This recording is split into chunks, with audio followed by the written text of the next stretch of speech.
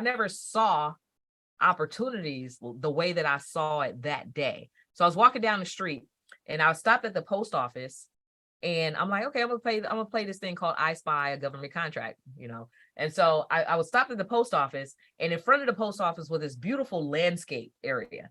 And I'm like, okay, that's a government contract. Because guess what? The workers at the post office is not landscaping that area. The city and county actually have hired a person to do the landscape, and that person had to be a small business. That's a government contract, right?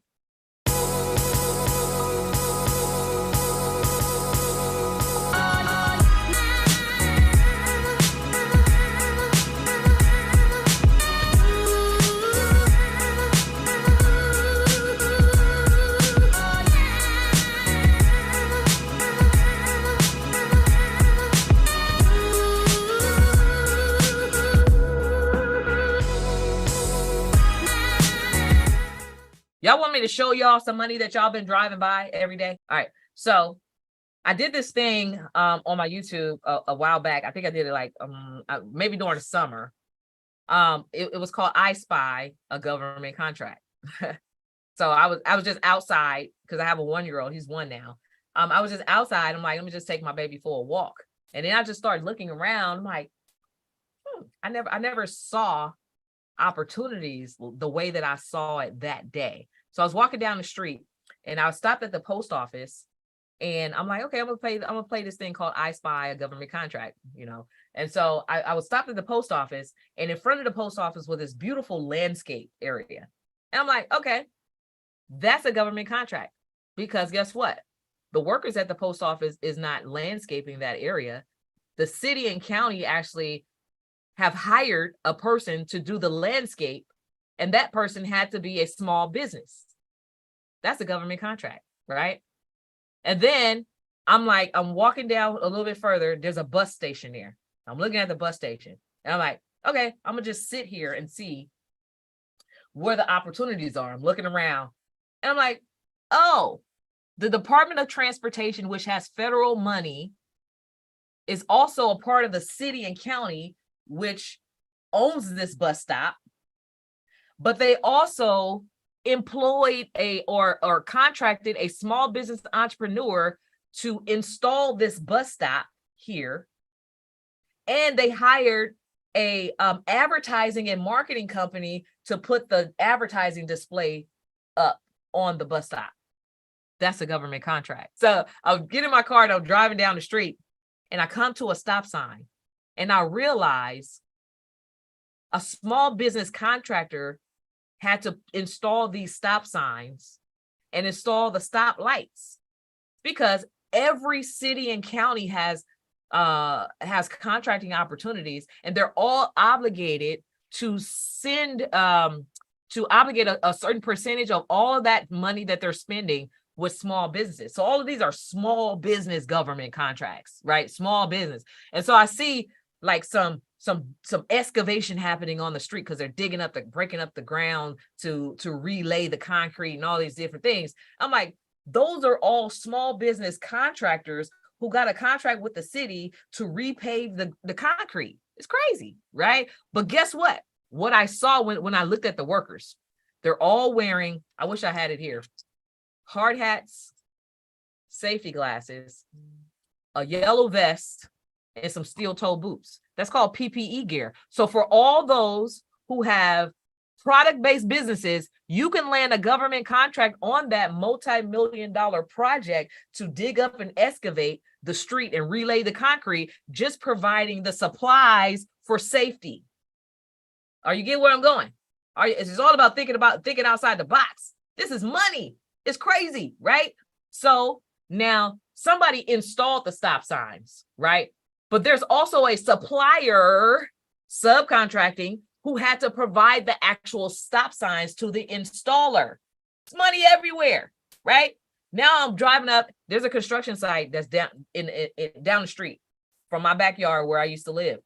And the PUC, the Public Utility Commission, they came into the urban community and they created this, and they installed in, what do you call those things? Where everybody toilet stuff go to. where all the toilet water go to. I forget what it's called. One of those places, right? So they installed that in our community, right? And so, yeah, the sewer, they installed the sewer whole system, the sewer system in our community. And so what happened was, back in the day, I told you guys about Charlie Walker, who was like the first Black man in San Francisco who landed multi-millions of dollars in government contracts. So there was a whole bunch of people like him who were advocates back in the day.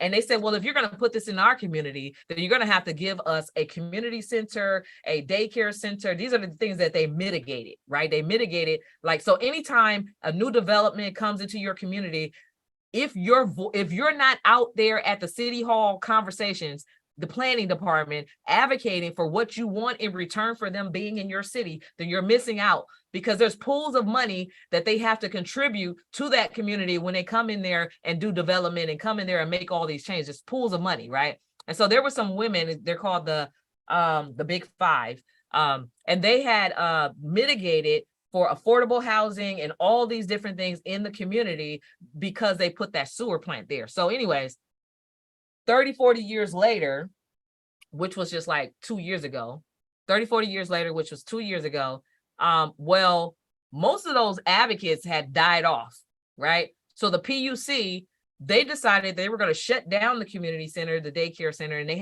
they wanted to move it to a better location.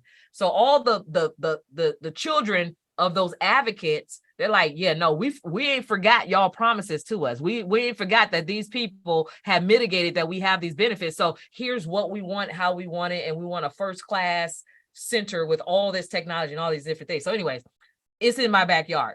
Multiple $trillion contracting opportunity. And I'm like, well, you ain't gonna come into my backyard and you just came from New York and not give me a piece of that pie, right? So I was on that project.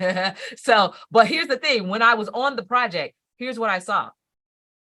Now they have to provide water.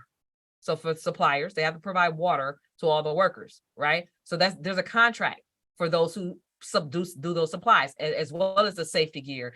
They had to recycle away all the materials. So we have trucking and hauling contracts.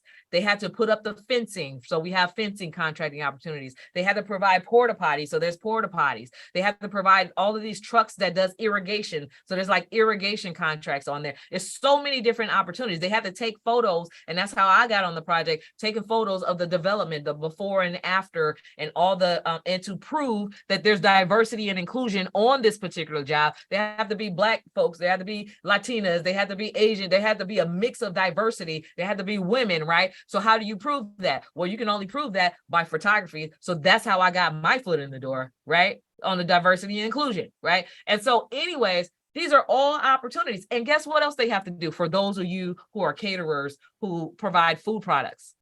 Well, they have to have a food truck in front of it to feed the people and provide food, snacks, and all those different things. So that's a catering contract. So if you don't know how to get your foot in the door or how to identify an opportunity, just drive down your street. You're going to see things quite differently